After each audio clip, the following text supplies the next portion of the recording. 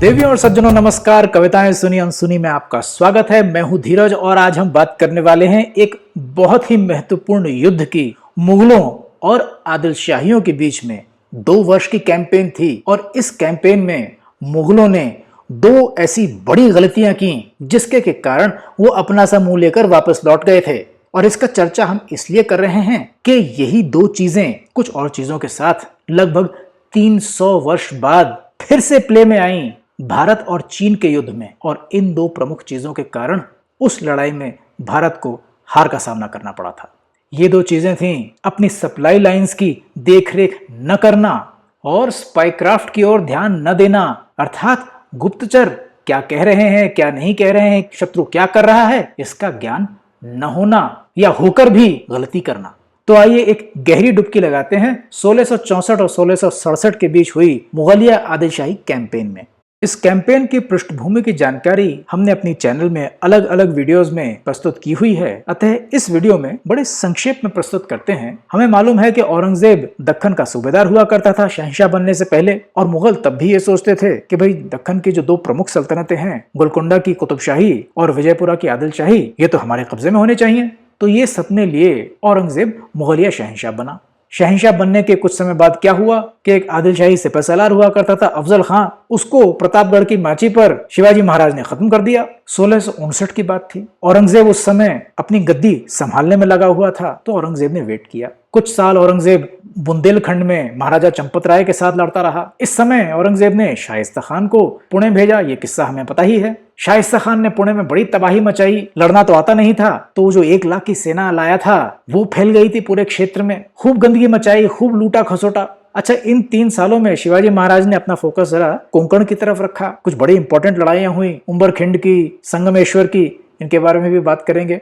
अंत में 1663 में तंग आकर के शिवाजी महाराज ने शाइस्ता खान पे धावा बोला, वो तो बच गया, 3 उंगलियां कटवा करके दिल्ली भागा, ये किस्सा भी हमें मालूम है। शिवाजी महाराज ने मुगलों से बहुत कहा कि तुम लोगों ने जो तबाही मेरे क्षेत्र में मचाई है उसकी भरपाई करो। मुगलों ने की नहीं, तो 1664 के शुरू में शिवाजी महाराज ने सूरत पर आक्रमण कर दिया।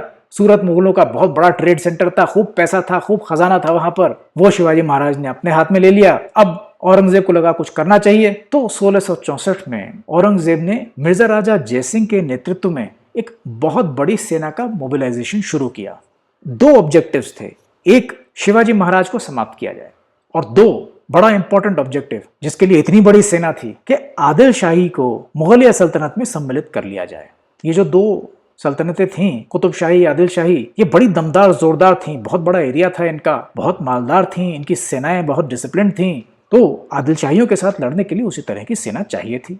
मिर्जा राजा जयसिंह ने वो सेना एकत्रित की और सितंबर 1664 में दिल्ली से लगभग 1000 किलोमीटर दक्षिण की ओर बुरहानपुर के लिए निकल लिए। बुरहानपुर मुगलों का एक बहुत बड़ा मिलिट्री बेस था। वहां से वो लगभग 225 किलोमीटर दक्षिण दक्षिण पश्चिम की ओर छत्रपति संभाजीनगर पहुंचे। औरंगाबाद वो भी एक बहुत बड़ा बेस था। उधर से अहिल्यानगर लगभग 100 किलोमीटर दक्षिण में, और वहां से 100 किलोमीटर पश्चिम में जुन्नर में कुछ फौज छोड़ी। अहिल्यानगर और जुन्नर से मिल करके फौजें आई। उन्होंने शिवाजी महाराज के क्षेत्र पे धावा बोला। विशेषतः ऑब्जेक्टिव था पुरंदर का कैप्चर। पुरंदर पुणे से लगभग 40 किलोमीटर दक्षिण पूर्व की ओर है। पुरंदर के युद्ध के विषय में, युद्ध के पश्चात जो संधि हुई उसके विषय में हमारी बहुत सारी कड़ियां हैं, हमने लिंक डिस्क्रिप्शन में दिया हुआ है, स्क्रीन पर आपको नजर आ रहा है, वो देखिएगा जरूर। घमासान युद्ध के बाद शिवाजी महाराज ने और मिर्जा राजा जयसिंह ने पुरंदर की संधि की 1665 में। संधि की शर्तों के अंतर्गत कुछ दुर्ग शिवाजी महाराज के पास रह जाने थे और कुछ दुर्ग मुगलों को ट्रांसफर होने थे। पुरंदर और उस दुर्ग का जो ट्विन दुर्ग है नीचे की तरफ, रुद्रमल या जिसको वज्रगढ़ भी कहते हैं, ये दोनों दुर्ग मुगलों के पास होने थे, तो ये ट्रांसफर हुआ। इसके साथ साथ एक और शर्त थी कि जो आदिलशाही कैंपेन होनी है मुगलों की, उसमें शिवाजी महाराज अपना कंट्रीब्यूशन करेंगे, लड़ेंगे मुगलों के साथ। ये बात शिवाजी महाराज ने इसलिए मानी कि मैदानी लड़ाई में मुगल बिल्कुल अनमैच्ड थे, उनका कोई स्थान ही नहीं था, सीखने को बहुत कुछ मिलता। दूसरी इंपॉर्टेंट बात यह थी कि एक बार जब आदिलशाहियों की टेरिटरीज मुगलों के पास आ जाएंगी तो उनके एडमिनिस्ट्रेशन के लिए दक्कन में शिवाजी महाराज के अलावा कोई व्यक्ति ही नहीं था। तो शिवाजी महाराज ने दूर की सोची, मुगलों के साथ आदिलशाहियों पर आक्रमण की तैयारी शुरू हो गई। कहां? पुरंदर में। ये तैयारियां हुई लगभग जुलाई से नवंबर 1665 के बीच में। इसके बाद विजयपुरा की ओर प्रयाण किया गया आदिलशाही सल्तनत पर आक्रमण करने के लिए। तो देखिए, ये तो हुई मुगलों की आदिल शाहियों के विरुद्ध कैंपेन की पृष्ठभूमि। मुगलों की एक बेस थी बुरहानपुर में, उसके बाद छत्रपति संभाजी नगर में, और दक्कन की जो उनकी एक्सट्रीमिटी का जो एक गैरिसन था वो था अहिल्यानगर में। तदुपरांत उन्होंने पुरंदर में एक बड़ा गैरिसन बनाया। पुरंदर के लगभग 90 किलोमीटर पूर्व की ओर जगह है फलटण। ये आदिल शाही सल्तनत के पास थी। फलटण में आदिल शाहियों का एक आउटपोस्ट था, दुर्ग था छोटा। तो इतनी बड़ी मुगलिया फौज फलटण की ओर बढ़ी। आदिल शाही ने थोड़ी सी लड़ाई की, उसके बाद जो दुर्ग में जितने लोग थे वो दुर्ग छोड़ के भाग गए। तो नवंबर 1665 में पुरंदर से सेना चली थी और ये 3-1 हफ्तों में फलटण का दुर्ग, और उसके बाद यहां से लगभग 130 किलोमीटर पूर्व की ओर जगह है मंगलवेढ़ा। वहां पर भी इसी प्रकार का एक पोस्ट था, थोड़ा बड़ा था। मुगलिया सेना मंगलवेढ़ा की ओर बढ़ी, थोड़ी सी लड़ाई हुई और आदिल शाहियों की सेना ने मंगलवेढ़ा का जो छोटा सा दुर्ग था वो भी खाली कर दिया और वहां से 85 किलोमीटर दक्षिण विजयपुरा की ओर भाग गए। मुगलिया कैंप में खुशी की लहर दौड़ गई। फलटण में कोई रेजिस्टेंस नहीं, मंगलवेढ़ा में कोई रेजिस्टेंस नहीं, ये तो बल्ले बल्ले है। शिवाजी महाराज को कुछ दाल में काला लगा। शिवाजी महाराज ने मुगलों को थोड़ा सा वार्निंग देने का प्रयास किया, वो मुगलों ने सुनी नहीं। तो शिवाजी महाराज ने मिर्जा राजा जयसिंह से कहा कि देखिए, पन्हाड़ा का दुर्ग मेरे लिए बड़ा महत्वपूर्ण है, मैं उसे जीत नहीं पाया हूँ, वहां आदिल शाही बैठे हैं, आप तो जीतते नजर आ रहे हैं, आपकी इजाजत हो तो मैं अपनी सेना लेकर के पन्हाड़ा जीत लूं, वहां पर स्थिति को संभाल लूं। तो शिवाजी महाराज पन्हाड़ा निकल गए। तो मंगलवेढ़ा से जो आगे मुगलिया सेना गई उसमें शिवाजी महाराज और उनके जितने मराठे थे कोई भी नहीं था। और शिवाजी महाराज को खटका क्या हो रहा था वो अब सुनिए। मुगलिया सेना दनाते हुए मंगलवेढ़ा से लगभग 60-65 किलोमीटर दक्षिण फटाफट पहुंच गई और विजयपुरा से लगभग 15-20 किलोमीटर दूर आकर खड़ी हो गई कि अब तो विजयपुरा पे आक्रमण करेंगे, शहर हमारा होगा। और विजयपुरा पर जब उन्होंने आक्रमण किया तो जो उनके दिमाग में था कि भाई ये तो इतनी जल्दी हम ये नगर शहर दुर्ग जीत लेंगे, it will be a cake walk for us, उसमें मुगलों को तारे नजर आ गए। हुआ क्या? तो जो 2 बातें हमने कही थी जो मुगलों ने दरकिनार कर दी थी, वो पहली ये, पुरंदर के दुर्ग में उन्होंने टेम्पररीली अपने लिए कुछ फैसिलिटीज बनाई थी, एम्यूनेशन के स्टोरेज के लिए, अनाज वगैरह के स्टोरेज के लिए। एक बड़ा एडमिनिस्ट्रेटिव गैरिसन नहीं था जैसा अहिल्यानगर में था। तो एक तरह से मुगलिया जो सप्लाई लाइंस थी वो या तो अहिल्यानगर या उसके पश्चिम में जुन्नर या उसके उत्तर में छत्रपति संभाजी नगर से शुरू होती थी, वहां से पुरंदर और पुरंदर के बाद फलटण। फलटण में तो बस कुछ सिपाही मुगलों ने रख छोड़े थे। आदिल शाहियों ने क्या किया कि ये जो सप्लाई लाइन मुगलों की पुरंदर के बाद बनी थी, इसे काटने के प्रयास किए और सफल भी हुए। फिर उन्होंने फलटण और मंगलवेढ़ा के बीच आक्रमण किया। तो मुगलों को अपनी सप्लाई लाइन, रसद और कुमत जो होता है, खाने पीने का, एम्यूनेशन, जो आपके योद्धा आहत हो गए हैं उन्हें वापस ले जाना, नए लोग आना, ये जो पूरा मार्ग होता है, इसमें अगर लड़ाई होगी तो मुश्किल हो जाती है। वो क्षेत्र आदिल शाहियों का था, उन्हें उसकी ज्योग्राफी अच्छे से मालूम थी। तो वास्तव में जो आदिल शाही फलटण और मंगलवेढ़ा से भागे थे वो भागे नहीं थे, उन्होंने वो स्थान रिक्त इसलिए किए थे ताकि वो जो उनकी बेस है विजयपुरा की, वहां पर संगठित हो सके। और यही एक बड़ा प्रिंसिपल होता है लड़ाई का कि आपके जो फॉरवर्ड पोस्ट्स हैं, जब युद्ध चल रहा होता है, इट इज ओके कि अगर वो आप छोड़ दें उनको, लेकिन आपकी बेस सिक्योर रखें। अगर बेस सिक्योर होगी तो आप शत्रु को उस सिक्योर्ड बेस में हराएंगे, और जब शत्रु वापस लौटेगा तो आपके फ्रंटियर्स, जो आपके पोस्ट हैं, वो तो आप वैसे ही कैप्चर कर लेंगे। तो मुगल जो ओवर कॉन्फिडेंट हो गए थे फलटण और मंगलवेढ़ा में, उनको 2 जगह से चपत लगी। एक तो सप्लाई लाइंस कट रही थी उनकी, जो उनको बार बार जोड़ना पड़ रहा था, उनकी बहुत सारी फौज उनको सप्लाई लाइंस को मेंटेन करने में लगानी पड़ी थी, अदरवाइज अन्यथा ये फौज लड़ रही होती। और दूसरी, जो सैनिक आदिल शाहियों के फलटण और मंगलवेढ़ा से भागे थे, उन्होंने विजयपुरा को फोर्टिफाई किया। तो विजयपुरा की स्ट्रेंथ जो मुगल एंटिसिपेट कर रहे थे उससे कहीं ज्यादा बढ़ गई, रेजिस्टेंस बढ़ गया। और यहां पर हुई दूसरी बड़ी चीज, मुगलिया गुप्तचरों का फेलियर। 1664 में मुगल अपनी सेना जोड़ रहे थे। पूरे भारतवर्ष को पता था कि मुगल जो है आदिल शाहियों पर चढ़ाई की तैयारी कर रहे हैं। मुगल अपनी सेना जुटाने में व्यस्त थे, ट्रेनिंग में व्यस्त थे। उन्होंने इस ओर ध्यान ही नहीं दिया कि आदिल शाहियों में और कुतुब शाहियों में, अर्थात विजयपुरा और गोलकोंडा, ये जो 2 सल्तनतें थीं, इनमें वार्तालाप शुरू हो गया था, ये एलाइज हो गए थे। और गोलकोंडा की सशक्त जो सल्तनत थी उसने अपनी बहुत बड़ी फौज विजयपुरा भेज दी थी।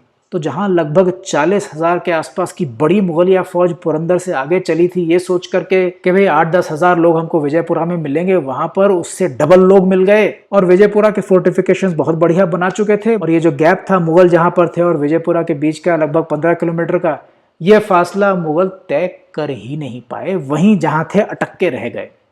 इतने बीच छत्रपति शिवाजी महाराज की आगरा की विजिट हो गई। औरंगजेब के दरबार वाला जो किस्सा हुआ पूरा, शिवाजी महाराज को कैद कर लिया गया था, वो कैसे भागे, वो सारे किस्से हमने खूब सारे एपिसोड्स में अपने चैनल में बताए हुए हैं। तो शिवाजी महाराज वहां पर थे।